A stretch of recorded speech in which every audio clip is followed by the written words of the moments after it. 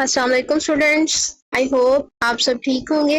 आज का हमारा टॉपिक है क्लास 9 चैप्टर नंबर 2 का 8 टॉपिक है। लास्ट टॉपिक है हमारा बायनोमियल नोमेनक्लेचर। बायनोमियल नोमेनक्लेचर किसे कहते हैं? ये वो सिस्टम होता है जिसमें हम किसी भी ऑर्गेनिज्म को एक खास साइंटिफिक नेम देते हैं। उस सिस्टम को कहते हैं binomial nomenclature. Binomial nomenclature actual में जो है ये किसी भी ऑर्गेनिज्म को नाम देने का सिस्टम है।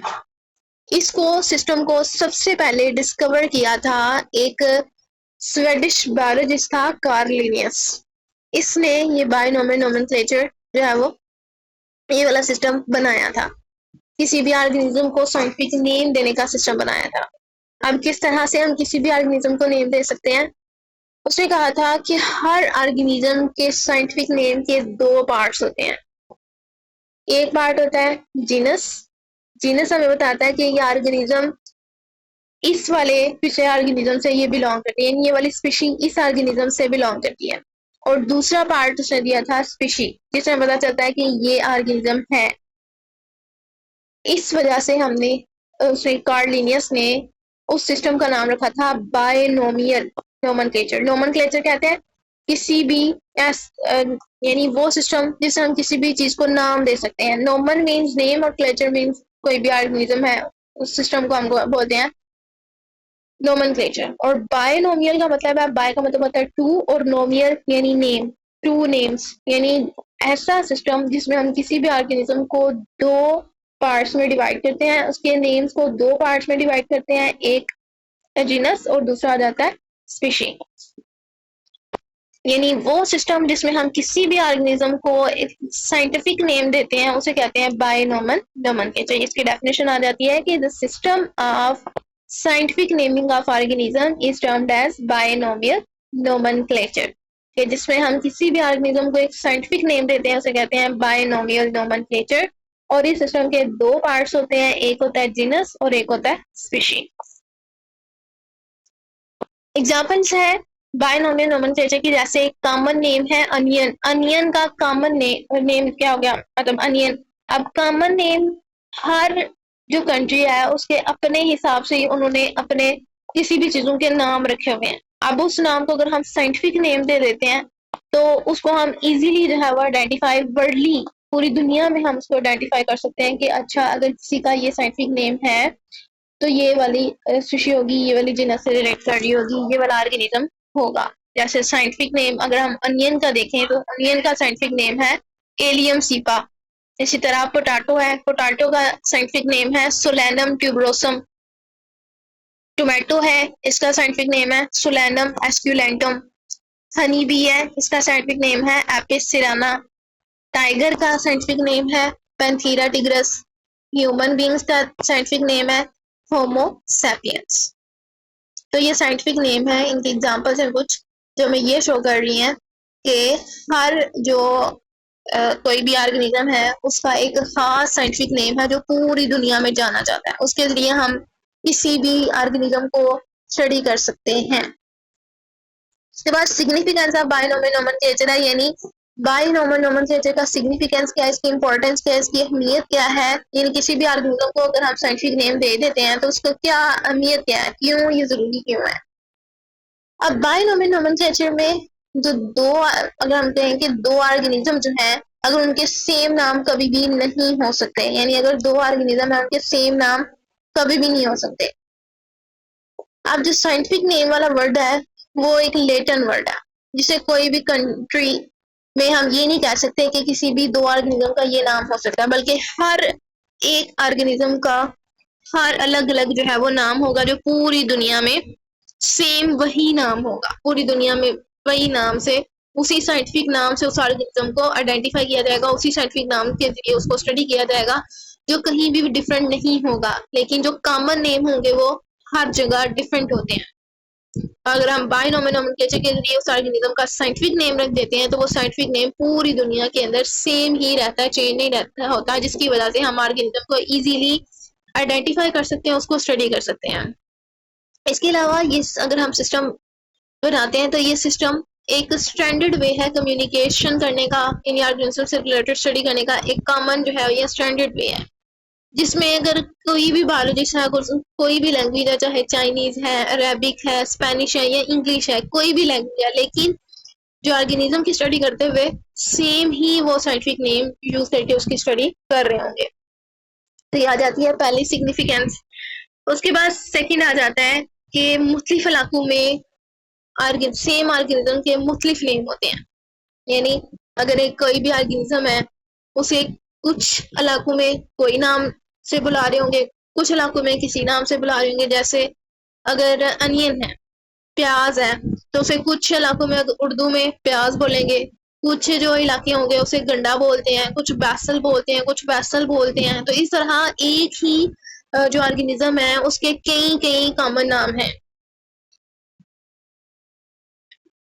ठीक है, हर कंट्री में अलग अलग कॉमन नेम होते हैं, लेकिन अगर हम साइंटिफिक नेम रख देते हैं तो वो पूरी दुनिया में एक ही साइंटिफिक नेम के जरिए उसको जाना जाता है। इस वजह से हम क्या रख देते हैं, साइंटिफिक नेम रख देते हैं ताकि कंफ्यूजन ना रहे। अब कुछ ऐसे केसेस होते हैं जिसमें कुछ ऐसे डिफरेंट ऑर्गेनिज्म होते हैं जिनके सेम कॉमन नेम हो, यानी डिफरेंट ऑर्गेनिज्म है, लेकिन उनके जो कॉमन नेम होते हैं वो सेम होते हैं। जैसे ब्लू बेल है, ब्लू बेल को जो है वो प्लांट्स, ये प्लांट्स होते हैं, पौधे होते हैं जो कि बेल शेप में होते हैं, लेकिन कुछ इलाकों में जो ब्लू बेल है वो कोई चीज हो सकती है। ठीक है, यानी कॉमन नेम क्या है, ब्लू बेल, लेकिन मुख्तलिफ तरह के ऑर्गेनिज्म इसमें इन्वॉल्व होंगे। इसके अलावा ब्लैक बर्ड है, तो ब्लैक बर्ड में भी मुख्तलिफ ऑर्गेनिज्म होंगे, जिसमें क्रो भी हो सकता है, रेवन भी हो सकता है। उन दोनों के कॉमन नेम क्या है, ब्लैक बर्ड। तो इस तरह से इनको आइडेंटिफाई करने में मुश्किल होती है। यानी मुख्तलिफ इलाकों में सेम ही जो कॉमन नेम है, मुख्तलिफ ऑर्गेनिज्म को सेम ही नेम दिए होते हैं, जिसकी वजह से उनको स्टडी करने में मुश्किल होती है कि हम किस ऑर्गेनिज्म की स्टडी कर रहे हैं। तो इसलिए जो है कॉमन नेम की साथ में साइंटिफिक नेम बना दिया गया। फिर जो है क्योंकि कॉमन नेम की कोई भी साइंटिफिक बेस नहीं होती, जैसे मिसाल के तौर पे फिश है, तो फिश जो है एक वर्टिब्रेट एनिमल है जिसकी बैकबोन भी होती है, फाइन्स भी होते हैं, गिल्स भी होते हैं, लेकिन कुछ जो है वो कॉमन नेम फिश से रिलेट कर ले होते हैं, लेकिन वो फिश नहीं होती। जैसे सिल्वर फिश है, क्रे फिश है, जेली फिश है या स्टार फिश है। नाम तो उसका फिश से रिलेट कर रहा है, ठीक है, कॉमन नेम, लेकिन वो फिश नहीं है। तो इस वजह से कॉमन नेम की जगह अगर हम उनके साइंटिफिक नेम बना देते हैं तो किसी तरह की भी उन ऑर्गेनिज्म से रिलेटेड कंफ्यूजन नहीं रह जाती और इजीली हम उस ऑर्गेनिज्म की स्टडी कर सकते हैं, उसे आइडेंटिफाई कर सकते हैं। तो ये सिग्निफिकेंस है बायनोमियल नोमेनक्लेचर के। आगे रूल्स ऑफ बायनोमियल नोमेनक्लेचर, यानी बायनोमियल नोमेनक्लेचर किसी भी ऑर्गेनिज्म को नाम देने का, साइंटिफिक नेम देने के रूल्स क्या है। सबसे पहला रूल ये है कि साइंटिफिक नेमिंग के लिए हमेशा हमने जो वर्ड्स लेने हैं वो लेटिन लैंग्वेज में लेने हैं, लातीनी जुबान के वर्ड यूज करने हैं। जब भी हम किसी भी ऑर्गेनिज्म का साइंटिफिक नाम बनाएंगे तो सबसे पहला जो असूल है, सबसे पहला रूल क्या है कि हमने लेटिन लैंग्वेज यूज करनी है, लातीनी जुबान, लेटिन वर्ड्स यूज करने हैं। अब हर साइंटिफिक नेम के हमने दो पार्ट्स रखने हैं। सबसे जो पहला पार्ट होगा उसे हम बोलेंगे जीनस, और दूसरे पार्ट को हम रखेंगे स्पीशी, यानी जीनस पहले आएगी और स्पीशी बाद में। हर साइंटिफिक नेम जो है यूनिक होना चाहिए, यानी दो डिफरेंट ऑर्गेनिज्म का सेम नाम नहीं होना चाहिए। ये तीसरा असूल है।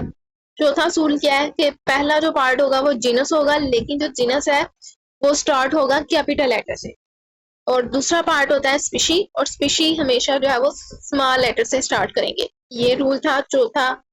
और पांचवा रूल क्या है कि जब हम साइंटिफिक नेम को प्रिंट कर रहे होंगे तो इसे इटैलिक फॉर्म में हम टाइप करेंगे, यानी इटालियन फॉर्म में हम इसे जो है वो लिखेंगे, थोड़ा सा टेढ़ा करके हम इसे लिखेंगे। तो ये हो गया पांचवा रूल।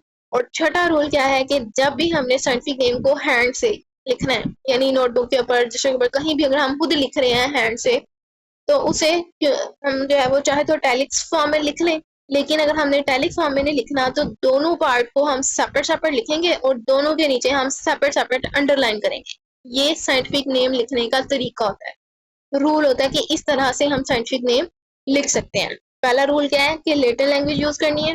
दूसरा रूल क्या है कि हमने 2 पार्ट्स बनाने हैं साइंटिफिक नेम के, एक जीनस और दूसरा स्पीशी। और थर्ड क्या है कि हर साइंटिफिक नेम यूनिक होना चाहिए, हर ऑर्गेनिज्म का अलग अलग नेम होना चाहिए। चौथा रूल क्या है कि जो 2 पार्ट हमने बनाए थे, एक जीनस और एक स्पीशी, जीनस का जो वर्डिंग में हम लिख रहे होंगे उसका नाम, तो उसका पहला लेटर कैपिटल होगा और स्पीशी का पहला लेटर स्मॉल होगा। पहले जीनस लिखेंगे, बाद में स्पीशी का नाम लिखेंगे। पांचवा क्या है कि जब हम इसको प्रिंट कर रहे होंगे तो इटैलिक्स फॉर्म में प्रिंट कर रहे होंगे। और छठा क्या है, अगर हम साइंटिफिक नेम हाथ से लिख रहे होंगे तो चाहे तो हम उसे थोड़ा टेढ़ा करके लिख लें, अगर टेढ़ा करके नहीं लिखना तो हम दोनों जो नाम है जीनस और स्पीशी, इनको अलग अलग लिखने के बाद अलग अलग नीचे सेपरेट सेपरेट हम उसे अंडरलाइन कर दें, तो ये तरीका होता है किसी भी साइंटिफिक नेम को लिखने का। तो ये आ जाते हैं रूल्स ऑफ बाइनोमल नोमेनक्लेचर। तो ये हमारा लास्ट टॉपिक था जिसमें हमने क्या पढ़ा कि किसी भी ऑर्गेनिज्म को हम किस तरह से नाम दे सकते हैं, बाइनोमल नोमेनक्लेचर, उसके सिग्निफिकेंस और उसके रूल्स। उम्मीद है आपको आज का टॉपिक समझ आ गया होगा। अगर आपको वीडियो अच्छी लगी हो तो इसे लाइक करें, सब्सक्राइब करें और शेयर करें। शुक्रिया।